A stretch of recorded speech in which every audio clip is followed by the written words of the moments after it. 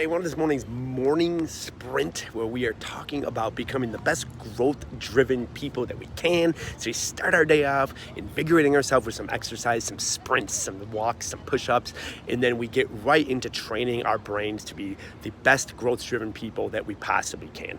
So today we're talking about we grow our influence more from mutuality, things that we have common, mutual, than from conquest. And that's not kind of what our society kind of teaches us. Like I love the movie Star Wars, and it's like the empire and they're so powerful. And what is the empire always trying to do? They're trying to conquer and conquest. And it's like, take over everything. And they have a lot of notoriety. The empire has a ton of notoriety, or the athlete that, is like all cocky and like, yeah, I'm the best in the whole world, has a lot of notoriety. But I think times we confuse that with influence. So you might see a lot of people maybe on social media where they're like, hey, you don't like what I got to say. I'm going to drop F-bombs all day long. I'm going to do me. And you don't like it, just punch the unfollow button. Well, let's think about that.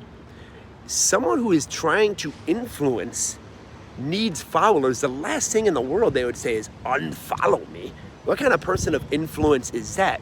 That is a person that is seeking notoriety. Okay, no problem. If you like notoriety, I'm sure we all do. I'm sure I do. Notoriety is fine. But if we're trying to use our gifts, our talents, our energy, our resources to make this world better, we don't want people to unfollow.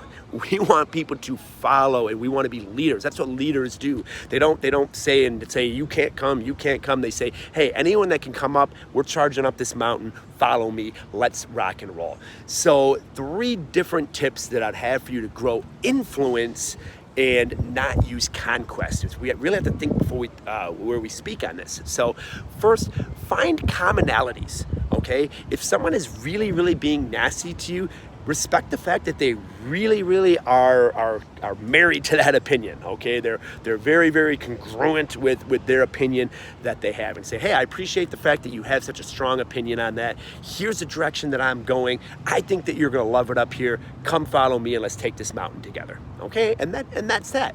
And then you go and take that mountain. You don't go back and try to conquer them. If you're going back and bickering back and forth with someone, you're trying to be a conqueror, not a leader.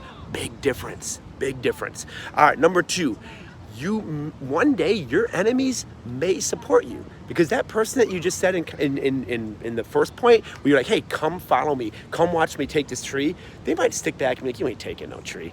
And then you take the tree. Then you the mountain. Then you show several other people to take the mountain, and now they're like, wow, thank you. I'm gonna now be your supporter. So this enemy that you had, okay, if you try to conquer them, they'll never support you. If you try to lead them, they absolutely will support you.